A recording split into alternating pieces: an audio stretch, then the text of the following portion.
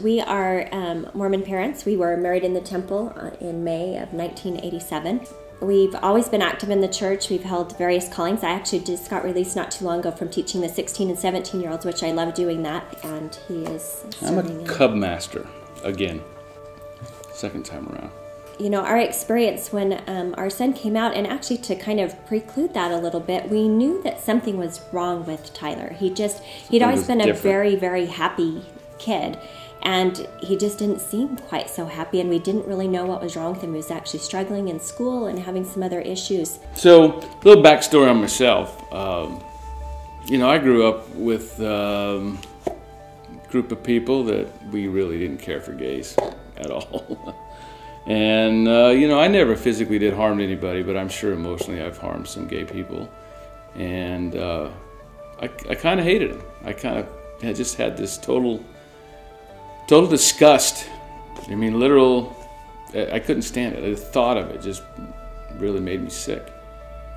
And so, yeah, when Tyler came out, it was kind of a shock, you know. Growing up, he was different, you know. He was the happy camper. I mean, he was the kid that just, he made, you know, put him in a pile of poop, he'd find a pony in there somewhere, and he'd be happy with it. He was that way. And then, you know, he would play with the girls more than the boys, which when you're young, that's a little backwards, you know.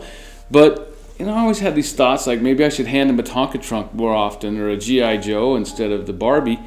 And I'm not going to say he played with Barbies all the time, but he was perfectly at home playing house with, you know, Barbies and girls, and it just seemed like that was a comfort zone for him. But he, you know, like my wife mentioned, you know, prior to him coming out to us, there was definitely decline. We even had discussions about, you know, is he using drugs? Is he drinking? Is he smoking pot? I mean, what's going on? Because he's just not Tyler. He's not happy. And so when he came out, when he told us that night, it was hard. And I literally had to excuse myself. I just had to leave. I left, and I was gone, I don't know how long, over an hour. But I just didn't know how to deal with it. I was in shock. But, you know, it took some soul searching for me to realize that I don't know what's going on with him. I don't know where, I don't know if he's broken or if he needs to be fixed or what, but I do know that I still love him. I mean, that's my son. And, you know, all that information didn't change anything. I still loved him. When I told my parents, things didn't go quite as planned. Not that I had a plan at all. It just kind of came out, and my parents took it really hard. It was hard for everybody. My mom even looked physically ill. But after I told them, I mean, they told me that they still loved me. And I just felt a huge relief after that. I was happier. I felt comfortable. I mean, it was hard at the house because everyone was kind of, you know, gloomy and things, but I just felt so great, and I would just be smiling and walking around. My dad took it the hardest first. He didn't talk to me for a day. It was really hard. The next day, though, I was laying in my room, and he came into my room and he said, I don't know what's going on. You know, I don't really know what to think of it, but I want you to know that I still love you. And that meant everything to me. And so I love my son.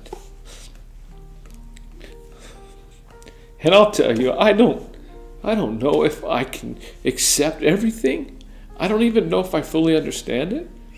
But the truth is, it doesn't matter. I love it. I just know that I'm proud of my son, and it took a tremendous amount of courage for him to come to a father who was downright openly against gays, period, and to say, Dad, I'm gay, and I love him.